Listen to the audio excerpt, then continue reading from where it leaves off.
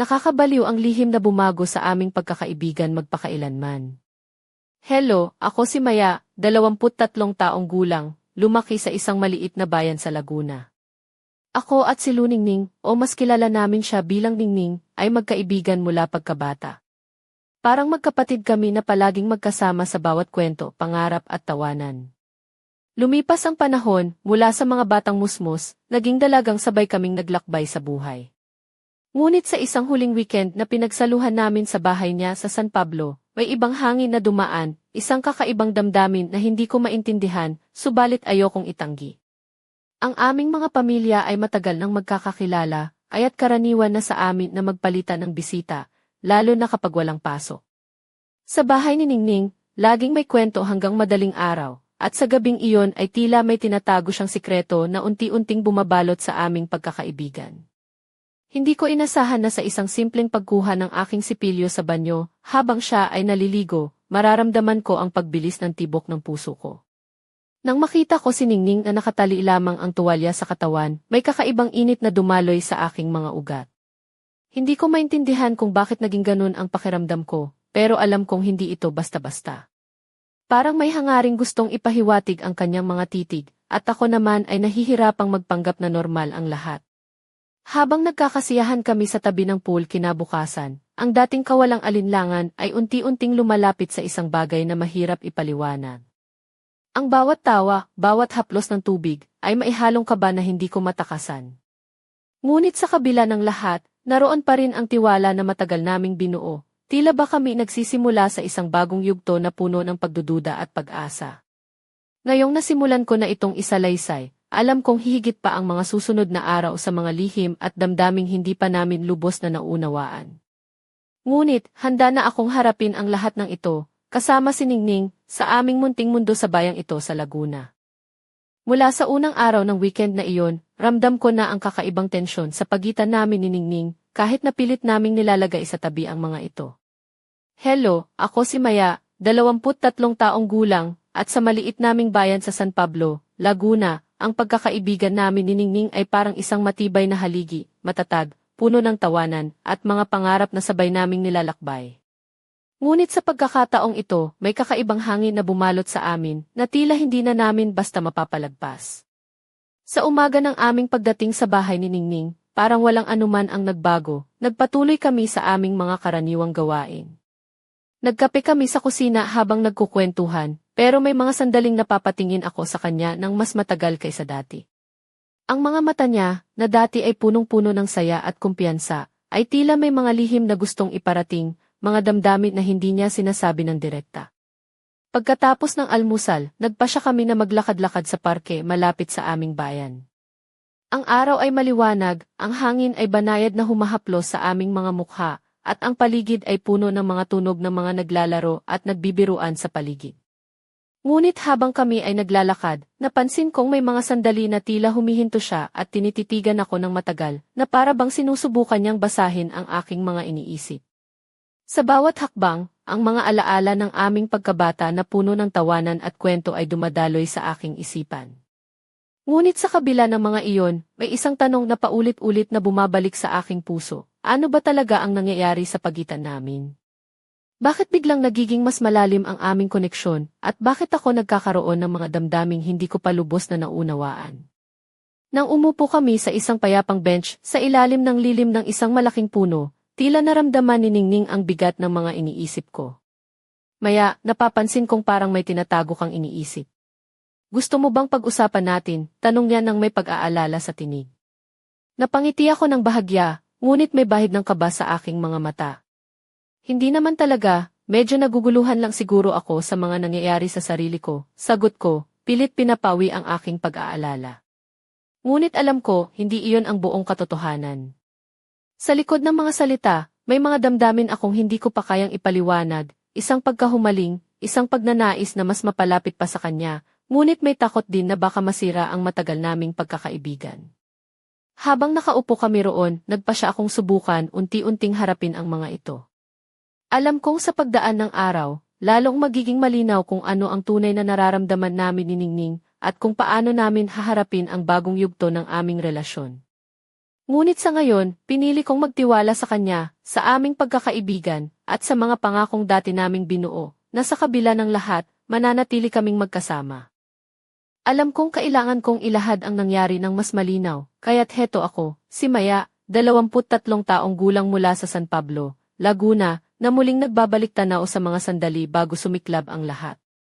Sa araw na iyon, unti-unting lumalim ang tensyon sa pagitan namin ni Ningning, na parang isang alon na dahan-dahang lumalapit sa dalampasigan, handang sumabog sa sandaling hindi na mapigilan. Bago ang aming paglalakad sa parke, nagkaroon kami ng mahabang pag-uusap sa sala ng bahay niya. Nagsimula kami sa mga pangkaraniwang usapan, trabaho, pamilya, mga planong pangbakasyon, ngunit unti-unti, ang mga salita ay naging mas personal. Napansin kong may mga sandaling tinitingnan niya ako ng matagal, na parang may gustong sabihin, ngunit hindi niya masabi ng diretsyo. Ang mga mata niya, mapusyaw na kayumanggi, ay puno ng emosyon na hindi ko agad maintindihan.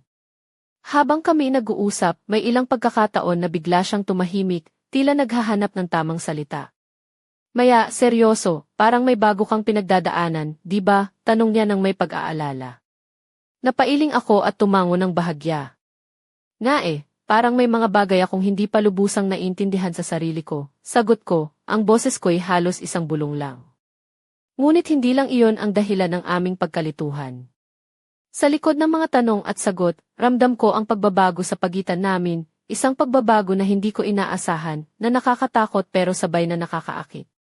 Ang dating simpleng pagkakaibigan ay unti-unting nagiging mas komplikado, at ang puso ko ay naguguluhan sa mga damdaming hindi ko pa matukoy. Pagkatapos ng aming pag-uusap, nagpa siya kaming pumunta sa tabi ng ilog malapit sa kanilang bahay, upang magpahinga.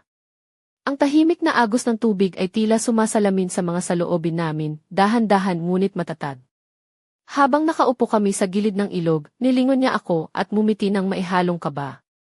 Maya, gusto kong maging totoo tayo sa isa't isa. Kahit na mahirap, mas mabuti siguro kung harapin natin to ng sabay, sabi niya. Napangiti ako sa kanyang mga salita, bagamat may halong kaba ang puso ko. Alam kong sa puntong iyon, nagsimula na kaming magbukas ng pinto sa isang bagong yugto ng aming buhay, isang yugto na puno ng pagdududa, pagkakaintindihan at higit sa lahat, tapang na harapin ang hindi inaasahang damdamin na unti-unting sumisibol sa pagitan namin. Doon ko rin naisip na kahit anong mangyari, hindi ko siya pababayaan. Kasi sa kabila ng lahat, si Ningning ang aking pinakamatalik na kaibigan, at marahil, higit pa doon. Ngunit paano kung ang bagong damdaming ito ay magbabago ng lahat? Ang tanong na ito ay bumalot sa akin, habang kami naglakad pabalik sa bahay, handang harapin ang mga susunod na araw na puno ng misteryo at pangako. Hindi ko malilimutan ang gabing iyon sa bahay ni Ningning, na para bang lahat ay nagbago sa isang iglap. Ako si Maya, 23 taong gulang, at sa simpleng tahanan nila sa San Pablo, Laguna, dinala kami ng kapalaran sa isang sandali na magpapabago sa aming pagkakaibigan magpakailanman. Pagkatapos ng mahabang usapan sa ilog, bumalik kami sa loob ng bahay. Ang hangin ay malamig na, nilalapatan ng liwanag ng mga ilaw mula sa mga bumbilya na nakasabit sa kisam.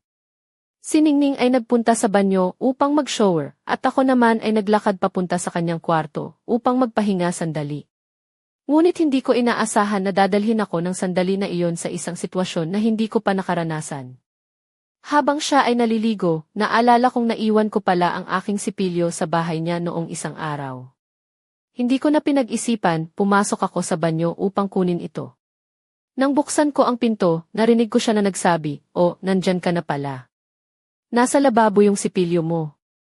Nang makita ko siya, nakatali lang ang tuwalya sa katawan niya, basang-basa ang buhok at may bahid ng usok sa mga mata niya. Hindi ko mapigilang mapatingin ng mas matagal kaysa dati. "May problema ba?" tanong niya, pinapatay ang shower. Ang kanyang tinig ay parang may bahid ng pagdududa, at ang mga mata niya ay nakatitig ng diretso sa akin. Pilit kong nilihim ang tibok ng puso ko at ngumiti, "Wala naman, kailangan ko lang yung sipilyo, aalis na ako." Ngunit ramdam ko ang init sa aking pisngi at ang kakaibang tensyon sa pagitan namin. Lumabas siya sa shower box, nakatali pa rin ang tuwalya, at tumingin sa akin ng maihalong usisa at ngiti. Alam mo, ang ibang tao, kapag ganito ang tingin nila, may ibig sabihin yan, biro niya ng may bahagyang pahiwatig. Napailing ako, pilit nagbiro, hindi naman ako ganoon ka-espesyal. Ngunit alam ko sa sarili ko na hindi iyon ang totoo. Umalis ako sa banyo at naupo sa kama, sinusubukang ayusin ang mga gulo sa isip ko. Nang bumalik si Ningning, basang-basa ang buhok at nakasuot ng maluwag na damit na bahagyang nagpapakita ng kanyang mga balikat, dahan-dahan siyang lumapit sa akin. Ang bawat kilos niya ay puno ng kumpiyansa at tila ba naglalaro sa hangin ang mga hibla ng kanyang buhok. Hindi namin pinagsaluhan ang mga salita, ngunit ramdam ko ang bagay na nag-ugnay sa amin na higit pa sa pagkakaibigan. Nang gabing iyon, ang tahimik na kwarto ay puno ng mga damdaming hindi pa namin matukoy, mga tanong na una naming tinangkang iwasan. Alam kong may pagbabago na naganap, isang pagbabago na hindi namin inaasahan, ngunit hindi rin namin kayang pigilan. Sa kabila ng lahat, nanatili akong nakaupo doon, nakatitig sa kanya, nakikinig sa mga tibok ng puso namin na tila nagsasalita ng mga lihim na hindi kayang itago ng mga salita. Hindi ko malilimutan ang mga sandaling iyon sa kwarto ni Ningning, kung saan ang aming pagkakaibigan ay unti-unting lumalim sa isang bagay na hindi namin inaasahan. Ako si Maya, 23 taong gulang, mula sa tahimik na bayan ng San Pablo, Laguna, at sa gabing iyon, ang mga hangin ng pagbabago ay dumaan ng hindi namin namalayan. Habang nakaupo kami sa kama, si Ningning ay patuloy na nagbihis, nakasuot ng malambot na blusa na bahagyang bumabalot sa kanyang katawan at maikling shorts na nagpapakita ng kanyang mga mahabang binti. Ang kanyang mga mata ay puno ng kuryosidad at tila mailihim na nais iparating. Sa kabila ng tahimik na paligid, ramdam ko ang init ng presensya niya sa loob ng silid, isang init na nagpapabilis ng tibok ng puso ko. Hindi kami nag-usap ng matagal, ang katahimikan ay naging isang malambing na komunikasyon sa pagitan namin. May mga sandaling nagkatinginan kami, at sa bawat titig, parang may mga damdaming unti-unting lumalabas sa likod ng mga mata namin. Ang mga labi niya ay bahagyang nakangiti, tila naghihintay ng tamang sandali para ilahad ang mga saloobin. Bigla niyang inilapit ang kanyang kamay sa akin, at nang mahawakan niya ito, tumigil ang mundo ko. Parang ang bawat hibla ng kanyang balat ay nagsugid ng mga kwento ng pagkakaibigan, pangarap, at mga lihim na hindi pa namin nailalabas. Ang init ng kanyang mga daliri ay nagbigay ng kakaibang kapanatagan sa kabila ng kaguluhan ng aking damdamin. Alam mo, Maya, mahina niyang wika, parang matagal na kitang gustong sabihin ito, pero natatakot akong masira ang lahat. Napangiti ako ng bahagya, ngunit may halong lungkot sa mga mata. Ako rin, sagot ko, pero sa totoo lang, hindi ko rin alam kung paano sisimulan. Sa pagtahimik ng gabi, unti-unti naming nilabag ang mga hangganan ng aming pagkakaibigan. Ang mga kamay namin ay nagtagpo, ang mga titig ay naging mas malalim, at ang mga puso namin ay nagsimulang mag-usap sa wikang hindi kailangan ng mga salita. Nang magtagpo ang aming mga labi sa isang banayad na halik, para bang nawala ang lahat ng takot at pagdududa. Ang halik na iyon ay puno ng mga pangakong hindi pa namin naunawaan, ngunit ramdam namin na ito ang simula ng isang bagong kwento, isang kwento na magpapabago sa buhay namin magpakailanman. Sa kabila ng lahat ng hindi tiyak, naramdaman ko na sa piling ni Ningning, handa akong harapin ang anumang pagsubok na darating. At doon, sa maliit na kwarto sa San Pablo, nagsimula ang isang paglalakbay na puno ng pag-ibig, takot at pag-asa. Hindi ko maipaliwanag ang mga emosyon na bumalot sa akin pagkatapos ng gabing iyon sa bahay ni Ningning. Ako si Maya, 23 taong gulang mula sa San Pablo, Laguna, at sa sandaling iyon, lahat ng aking iniisip ay parang nagulo at nagkagulo, sabay-sabay na puno ng saya at takot. Habang nakaupo kami sa sofa, magkatabi, ramdam ko pa rin ang init ng kanyang kamay sa akin, at ang mga labi niya na dumampi sa akin ng mailambing at katiyagaan. Hindi ko lubos maisip kung paano namin narating ang puntong iyon, ang puntong pinaghalong pagkakaibigan at pag-ibig sa pagitan namin ay naging isang malabo ngunit makapangyarihang damdamin. Naisip ko kung paano sana naging iba ang lahat kung nagpigil kami sa aming nararamdaman. Kung nanatili lang kami sa pagiging magkaibigan, ligtas sa komplikasyon at takot. Ngunit sa halip, pinili naming harapin ang lahat ng ito ng magkasama, kahit na puno ng kawalang katiyakan ang aming landas. Habang tinitingnan ko si Ningning, napagtanto ko na ang kabayanihan ay hindi laging nasa malalaking bagay o matatapang na hakbang. Minsan, ang tunay na tapang ay ang pagtanggap sa sarili at sa mga damdaming hindi madaling intindihin. At sa gabing iyon, sa simpleng sala ng bahay ni Ningning, natutunan ko ang kahulugan ng tapang, ang tapang na maging totoo sa sarili at sa taong mahal mo. Naisip ko rin kung paano sana naging mas madali ang lahat kung may mas maraming tao na nakakaunawa sa amin, ngunit alam ko rin na hindi iyon ang oras o lugar. Ito ay isang lihim na aming pinangangalagaan, isang lihim na tila ba nais sumabog ngunit kailangan naming hayaang dahan-dahan itong lumalim. Habang nagmumuni-muni ako, naalala ko ang mga pagkakataon sa nakaraan na nagbago ang aming samahan nang hindi namin namalayan, ang mga sandaling nagkaroon kami ng mga titig na mas matagal kaysa sa dati, ang mga tawa na may bahid ng hiwaga, at ang mga haplos na mas mahaba kaysa sa inaasahan. Sa kabila ng lahat, ramdam ko na kami ay nasa tamang landas, kahit na ito'y puno ng mga tanong at pangamba. Naiisip ko rin ang mga tanong na hindi pa nasasagot, paano namin haharapin ang mga susunod na hakbang? Paano namin ipagtatanggol ang aming relasyon sa mundong puno ng panghuhusga? At higit sa lahat, paano namin patutunayan sa aming mga sarili na ang damdaming ito ay tunay at hindi lamang isang pansamantalang pagkalito? Ngunit sa gabing iyon, pinili kong huwag masyadong mag-isip. Sa halip, pinili kong yakapin ang sandaling iyon, kasama si Ningning, kasama ang aming mga puso na nagsisimula ng magsalita ng kanilang sariling wika. Sa kabila ng lahat, alam kong hindi kami nag-iisa sa paglalakbay na ito, at iyon ang nagbibigay sa akin ng lakas upang harapin ang mga darating na araw. Hindi ko inakala na ang mga pangyayaring iyon ay magiging simula pa lamang ng isang masalimuot na kabanata sa buhay namin ni Ningning. Ako si Maya, 23 taong gulang, at sa maliit naming bayan sa San Pablo, Laguna, ang pagkakaibigan namin ay nagbago sa isang paraan na di ko inaasahan, at ang mga susunod na araw ay puno ng mga lihim na unti-unting sumabog. Ilang araw matapos ang aming gabing iyon, habang kami nagkakasama sa bahay niya, may dumating na kakaibang balita na ikinabigla namin pareho. Isang matalik naming kaibigan, si Carlo, ang hindi inaasahang bumisita sa amin ng walang paalam. Kilala namin si Carlo, hindi lamang bilang kaibigan, kundi bilang isang taong palaging nasa tabi namin sa mga mahahalagang sandali. Ngunit sa pagkakataong ito, dala niya ang isang lihim na tila ba kailangang malaman. Sa gitna ng aming pag-uusap, napansin kong ang mga tingin ni Carlo kay Ningning ay may bahid ng kakaibang pagkabahala. Ningning, Maya, may kailangan akong sabihin sa inyo, may mga napag-usapan ako sa iba na maaaring makaapekto sa inyo, ani Carlo na may seryosong mukha. Hindi ko maintindihan agad kung ano ang ibig niyang sabihin, ngunit ramdam ko ang bigat ng kanyang mga salita. Habang siya'y nagbubukas ng bibig upang ipaliwanag, unti-unting lumitaw ang mga detalye ng isang tsismis na kumakalat sa aming bayan, isang tsismis tungkol sa mga pagbabago sa pagitan namin ni Ningning. Hindi ko inakala na ang aming lihim ay unti-unting nasusubaybayan ng mga tao sa paligid namin na may mga mata na palaging nakabantay at mga labi na handang magusga. Naramdaman ko ang malamig na hangin sa paligid, ang bigat ng mga titig na parang sinusubok kaming sirain.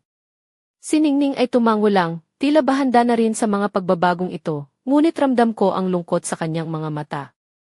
Maya, paano natin haharapin to? Tanong niya ng mahina, habang hawak ang aking kamay. Hindi ko pa rin alam kung paano namin haharapin ang pagsubok na ito.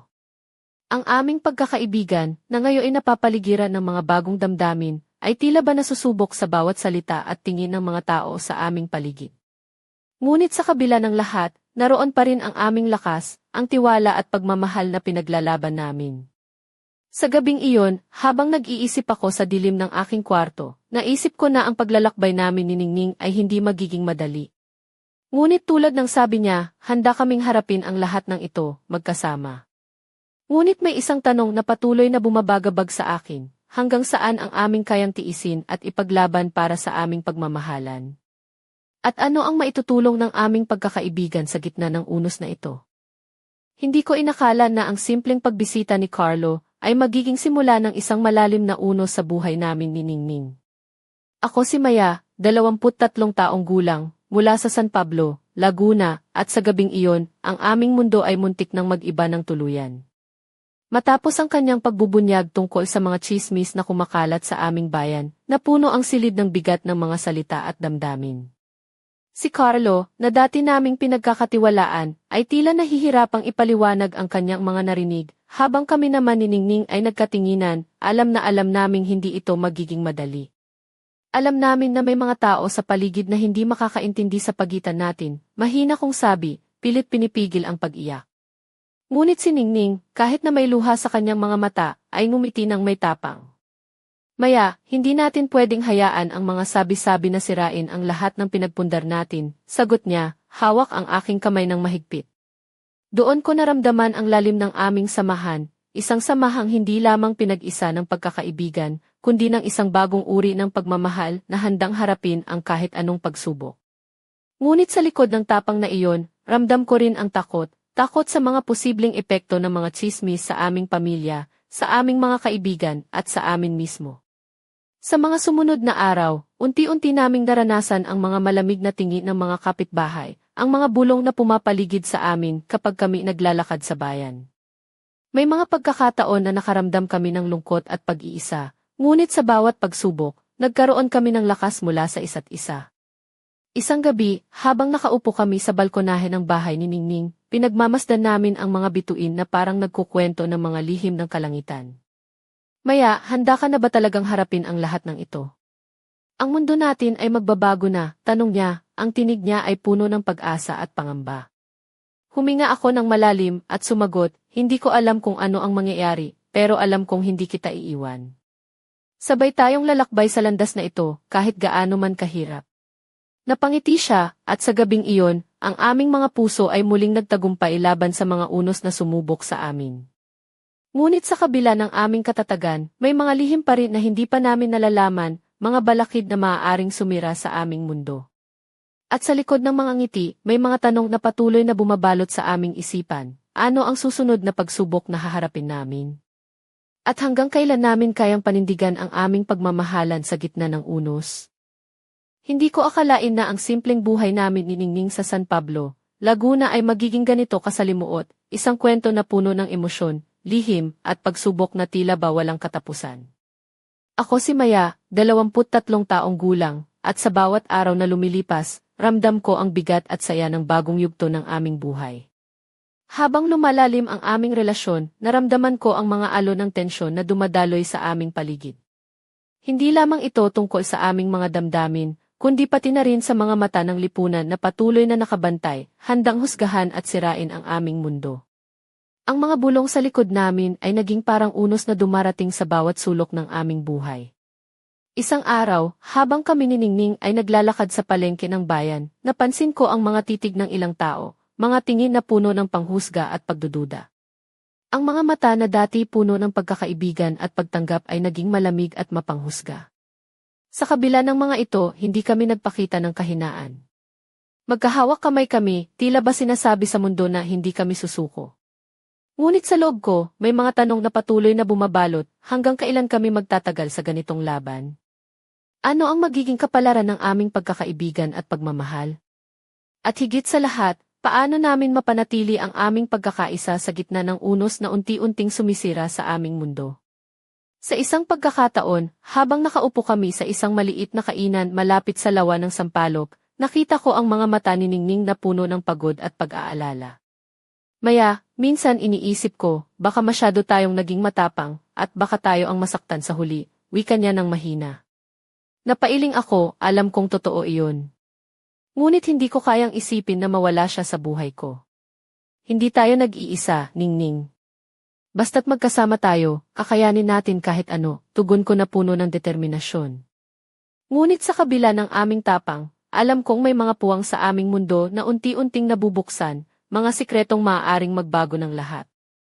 At habang pinagmamasdan ko ang paglubog ng araw sa likod ng mga punong mangga, alam kong ang aming kwento ay hindi pa tapos. Ang unos ay patuloy na papalapit, at kami ay kailangang handa sa kahit anong pagsubok na darating. Ang bawat araw na lumilipas ay nagdadala ng mas matitinding hamon sa aming pagkakaibigan ni Ningning. Ako si Maya, 23 taong gulang, mula sa tahimik na bayan ng San Pablo, Laguna, at ngayon, nakatayo kami sa gitna ng isang bagyong hindi namin inaasahan, isang bagyong puno ng lihim, takot, at pag-asa. Sa mga nakaraang linggo, unti-unting lumitaw ang mga usap-usapan sa aming paligid. Ang mga kapitbahay, mga kaibigan, at maging ang aming mga pamilya ay nagkakaroon ng mga tanong na hindi namin lubos na nasasagot. Ang mga tingin na dati puno ng pagtanggap ay naging malamig, at ang mga salita ay nagiging mga patalim na sumisaksak sa aming mga puso. Isang gabi, habang kami ni Ningning ay nag-uusap sa balkonahe ng bahay niya, napansin ko ang pangamba sa kanyang mga mata. Maya, paano natin haharapin ang lahat ng ito? Paano natin mapapanatili ang ating pagmamahalan sa gitna ng mga pagsubok? Tanong niya ng mailungkot at pag-aalinlangan. Huminga ako ng malalim, hawak ang kanyang mga kamay ng mahigpit. Hindi ko alam ang sagot sa lahat ng iyon, Ningning. Pero alam ko na handa akong ipaglaban ang lahat para sa atin. Kahit anong mangyari, hindi kita iiwan. Ngunit sa likod ng aming tapang, may mga lihim pa rin na bumabalot sa aming mga puso, mga lihim na maaaring magbago ng lahat ng aming pinagsamahan. Sa isang sulok ng aming isipan, naroon ang tanong na hindi namin matanggap, ano ang magiging kapalaran ng aming pagmamahalan? Hanggang kailan namin kayang tiisin ang mga pagsubok na ito? Habang ang hangin ng gabi ay humahaplos sa aming mga mukha, nagpasya kaming harapin ang mga susunod na araw ng magkasama, dala ang lakas ng aming pagkakaibigan at pagmamahal. Ngunit sa kabila ng lahat, alam naming may mga bagay na hindi pa namin nalalaman, mga lihim na nakatago sa dilim, naghihintay na ilabas sa tamang panahon. At habang kami nakaupo roon, magkahawak kamay, ang aming mga puso ay nagsimulang tumibok ng mas malakas, handang sumabak sa isang bagong yugto ng buhay, puno ng pag-asa, takot, at walang katapusang pangarap. Ang kwento namin ay hindi pa tapos, ito'y nagsisimula pa lamang.